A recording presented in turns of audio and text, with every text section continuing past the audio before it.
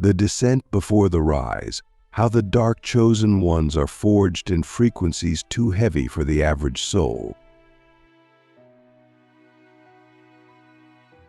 There are levels to this path, and then there are dimensions. What I'm about to share with you doesn't belong to mainstream spirituality. It's not affirmations. It's not crystals and comfort. It's not the light-coded, Instagram-filtered version of awakening. This is something else entirely, something forged in fire, something earned through destruction. This is the vibrational journey of a dark chosen one, a soul that didn't come here to heal softly, but to break systems, collapse illusions, and rewire collective timelines through raw presence.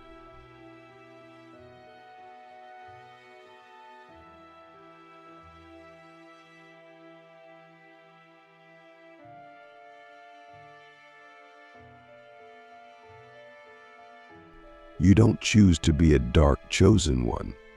You are chosen, not by man, not by community, but by Source itself. And the selection doesn't come wrapped in love, it comes wrapped in loss. Because before you ever rise, you must descend. You must be stripped. You must be emptied. And that's where the first vibration stage begins, being the frequency of collapse. This frequency isn't just pain. It's destabilization. It's when everything that once made sense begins to fall apart. Relationships dissolve. Your identity crumbles. Your beliefs betray you. It feels like death, because it is. The death of every version of you that was never you to begin with. At this stage, the world doesn't understand you. You're not broken, but you're breaking out. And the illusion of normal life can no longer hold your vibration. You wake up anxious. You feel unseen. You feel like you're living in a simulation, and you are. This stage is not a punishment, it's a soul extraction. You are being pulled out of the collective frequency. You're being unplugged from the matrix. But here's the thing no one tells you. It doesn't feel empowering at first. It feels like insanity, because you are literally being vibrationally severed from the old grid while still walking inside it. And this is where most people collapse into the collapse. They numb. They escape. They try to climb back into old identities. But if you're a dark chosen one, something in you won't let you go back, even when it hurts. Even when you're isolated. Even when you scream at the sky. Because deep in your DNA is an ancient frequency, a code that remembers why you came here. And that remembrance doesn't appear as clarity. It appears as pressure. That pressure? That's the second vibration stage, the compression. Compression is when the universe turns your entire life into a crucible. Everything tightens. Your time, your energy, your options. It feels like life is squeezing you, like there's no room to breathe. But this is not punishment. This is refinement. The same way a diamond is formed through heat, time, and pressure, you are being refined into a weapon of light inside the dark. At this stage, you stop looking for escape. And you begin to ask the deeper question, what is this pressure trying to awaken inside me? Because the compression stage is where your gifts begin to stir. You start to feel things no one around you can sense. You start to hear truth inside silence. You begin to move differently, You stop seeking validation and start seeking alignment. You no longer care to be understood, you care to become. And that shift, that inner detachment, that's when you begin vibrating differently from everyone around you. Your frequency begins to repel the inauthentic. Friends fall away. Opportunities dry up. People start calling you cold, distant, intense. But you're not falling apart. You're shedding everything that was feeding on your old vibration. This is where the third stage begins, and it's the one that terrifies people the most. Because it's not soft, it's not pretty, it's the void. The void is not emptiness. It's sacred space. It's what the universe gives you after it's taken everything else. It's the dimension between the old world and your true identity. And it feels like nothingness. Days blur. You question your path. You feel like you've lost your voice, your vision, your drive. But what's actually happening is far more profound. Your soul is recalibrating. You are not here to be normal. You are here to be a vibrational anomaly. And anomalies must be deconstructed before they are deployed. Here's the question I want you to ask right now. If you had nothing to prove, no one to please, and no timeline to chase, who would you become in the silence of the void? Because that's what the void is for. It's not there to punish you. It's there to reveal you. And the longer you stay inside it without trying to escape, the faster your real power begins to awaken. You start hearing your own voice again. Not your trauma. Not your conditioning. You. And that voice carries the frequency of truth that burns timelines. You begin to feel the return of power not as emotion, but as electric stillness. This is the part no one sees, the part you don't post about, the part that doesn't get applause. But it's where the real ones are made. If you've been here, or you're here, now you know exactly what I mean. That moment when you stop asking for rescue and start remembering that you are the storm. That's when the void releases you. That's when the next stage begins. And this next stage, it doesn't just change your life. It changes your field so permanently that the matrix can no longer access you the same way again.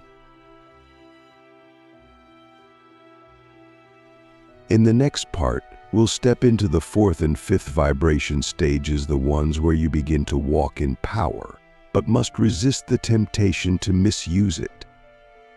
Because once the fire is activated in you, you'll be tested not by others, but by how willing you are to stay sacred in your intensity.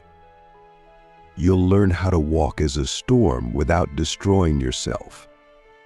You'll see how to speak without shrinking. And most importantly, you'll understand how to hold light inside the dark without being devoured by it. The sacred weapon, how dark chosen ones harness their vibration without being consumed by it. After the void, something shifts that words fail to fully describe. It's not a moment, it's a frequency revelation. You don't emerge with answers, you emerge with presence. A presence that doesn't need to prove, perform, or persuade. You walk differently, speak slower, feel deeper. Your energy no longer leaks into things that don't matter. You no longer chase purpose, you become it. This is the beginning of the fourth vibration stage, the embodiment of fire. Make no mistake, this is where people start to notice. Your presence begins to trigger the unhealed, attract the aligned, and disturb the artificial. You become a walking frequency shift. You don't need to say much. You just enter a room and the energy changes. But here's the danger. Many dark chosen ones get intoxicated by this stage. They confuse presence with power and power with control. But the fourth stage is not about domination. It's about containment. Can you hold the fire without burning others just to feel alive? Because at this stage, your energy is a weapon. It can slice through illusion. It can awaken sleeping souls. But it can also scorch timelines if not wielded from alignment. That's why the real test of this stage is not in how much power you can express, it's in how much you can withhold until it's sacred to release. The universe will test you here. People will provoke you, misunderstand you, project onto you. And the old version of you may want to react, clap back, prove your point. But if you do, you'll leak power. Because the fire is not for defense, it's for divine disruption.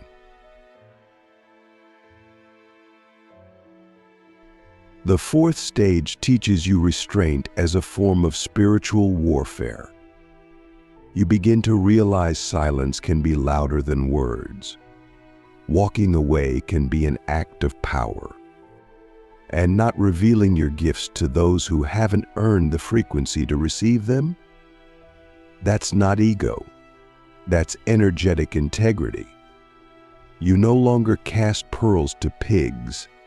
You no longer explain your fire to those who fear the flame. You simply become the altar and let the unready burn themselves in your presence.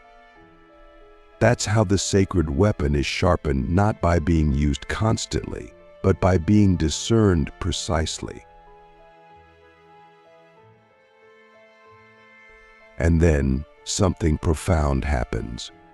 You stop using your fire to fight. You start using it to forge. You realize that your energy can build just as powerfully as it destroys. That's when the fifth and final stage begins, the creator of realities. This isn't about manifesting objects. This is about altering the quantum field through your vibration alone. At this stage, your thoughts begin to move faster than time. You'll speak a thing and watch it show up. You'll feel a shift and the world will bend to match it. Not because you're special, but because you've become energetically clean enough to be trusted with that level of influence. This is where the path stops being about you. It becomes about legacy, service, impact. Not from martyrdom, but from overflow. You're not giving from emptiness anymore. You're giving from surplus frequency. You are a walking temple, radiating codes without trying. And people will find you. Not because you marketed yourself, but because your field became a magnet for those encoded to remember who they are through you. This is the highest expression of a dark chosen one, not one who burns everything down, but one who builds sacred structures from ashes. But this stage comes with one final spiritual trap: attachment to identity. You've come so far. You've transformed. You've become powerful, magnetic, mystical. But if you hold on to this identity too tightly, you'll become a prisoner of your own evolution. The ego will sneak back in, disguised as enlightenment. So the final mastery is this: can you hold this power and still remain empty? Can you be the storm in the sky? Can you speak prophecy at noon and wash dishes at night with the same reverence? That's the mark of a true dark chosen one. Not how loud they are, not how feared or followed they become, but how invisible they can remain while still shifting the collective field. They don't need to be seen. They are felt, and their greatest miracles are often done in silence, in solitude, in unseen timelines that ripple across generations without credit. That's why you'll never find many of them on stages. You'll find them in shadows, in temples, in torn-down cities, in the eyes of those who remember who they are after meeting them once. So now I ask you, what stage are you in? Not from the mind, but from the soul. Are you collapsing, compressing, floating in the void, walking with fire, or creating from pure frequency? Wherever you are, don't rush. Don't compare. Every stage is sacred. Every frequency is a teacher. And the only requirement is this: stay honest with your energy. Don't pretend to be further than you are. Don't judge yourself for being in the dark. Because if you are truly a dark chosen one, then the dark is not your punishment, it's your birthplace.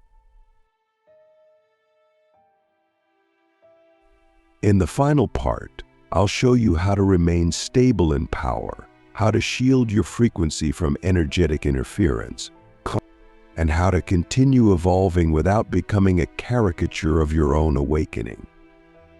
Because the world doesn't just need awakened beings.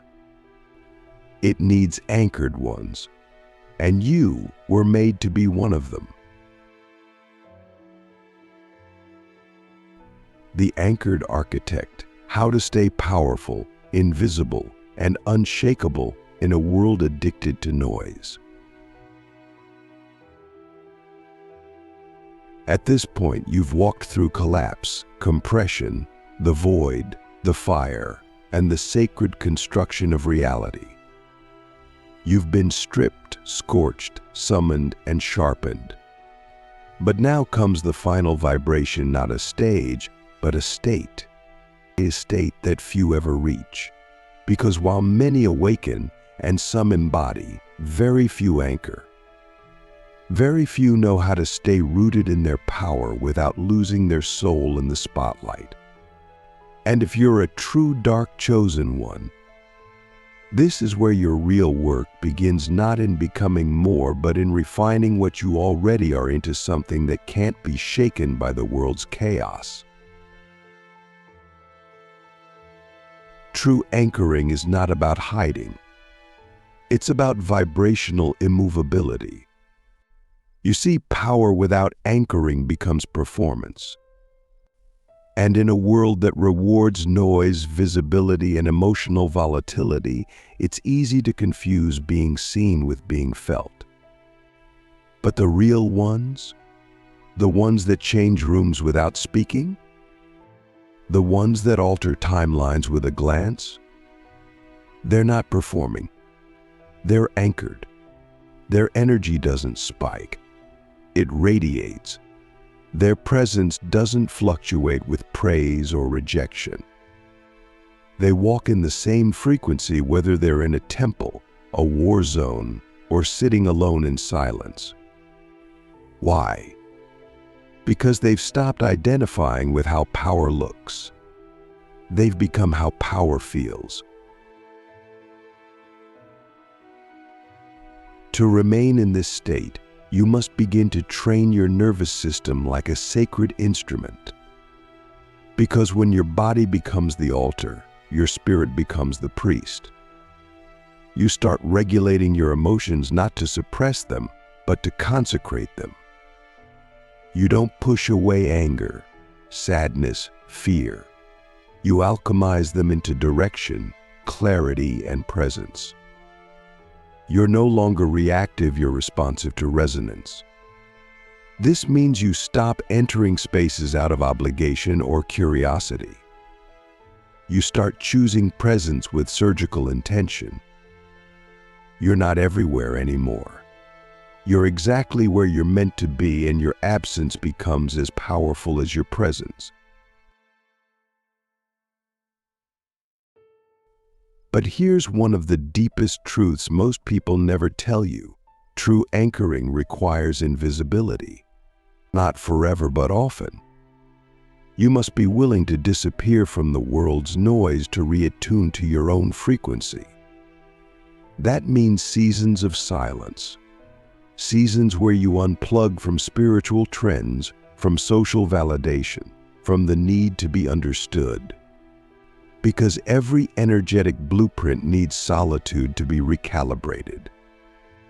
You can't hear your next assignment if you're addicted to being heard.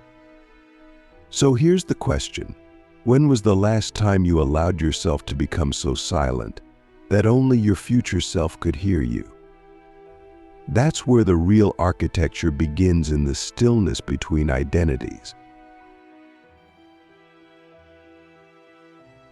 As an anchored architect, you begin to design your life not from logic, but from energetic architecture. You don't chase goals, you attune to timelines. You don't force outcomes, you become the field that attracts them naturally. Everything becomes sacred design. The way you speak, the way you enter a room, the way you choose your words and hold your silence. You're not controlling reality. You're partnering with it. And because you've passed through all 5 vibration stages, life begins to meet you at your vibration, not your effort. You'll begin to see how little you actually need to do when your field is clean, your intent is pure, and your presence is sovereign.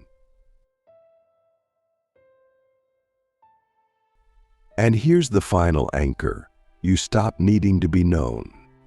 You stop needing to be crowned. You stop needing to be validated as powerful or gifted or chosen, because you know what you are. And nothing outside of you can name or unname what has already been written in your frequency. You become a keeper of the code, a guardian of the gate, the silent bridge between realms. And your legacy is not built in followers, it's built in frequencies that ripple through generations, whether your name is remembered or not. Because the highest calling of a dark chosen one is not to be famous. It's to be formless and unforgettable in the soul of the collective field. So I leave you with this. Are you willing to be unseen, unheard, and misunderstood if it means becoming the most anchored, unshakable, divinely dangerous version of yourself? That's the final test. That's the last vibration. And if you pass it, you no longer walk into rooms to be noticed. You walk in, and the frequency shifts before you even speak. You don't need to announce your arrival. Your energy writes scripture in silence. And that is how the dark chosen ones rule worlds from shadows and change timelines without ever needing a throne. If this activated something ancient in you, don't chase the next video. Sit with this. Let it recalibrate your field. But when you're ready, share it.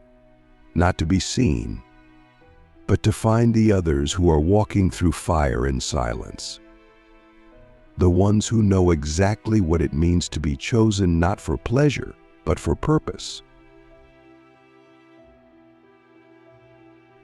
And now that you've heard it all, that you've walked with me through each vibration stage, from collapse to compression, into the void, through the fire, and finally into the anchored state of the architect, I need you to understand something that most people will never tell you, because most people will never know it. This path is not rare because it's hidden. It's rare because few are willing to survive themselves. The real war was never with the world. It was with your own shadows, your own silence, your own sacred rage. And if you've made it here, then you didn't just survive. You transcended. But here's the real mystery. Once you reach the final stage, you'll realize something paradoxical. Everything you thought you were building was actually building you. The collapse wasn't to punish you, it was to teach you how to stand without scaffolding. The compression wasn't to suffocate, it was to strengthen your core. The void wasn't loneliness, it was cosmic intimacy. The fire wasn't rage, it was refinement. And the architecture. It wasn't about creating something impressive. It was about becoming undeniable in your essence. That's what being a dark chosen one is. Not a title, not a brand, not an aesthetic. It's a frequency that cannot be faked, taught, or stolen.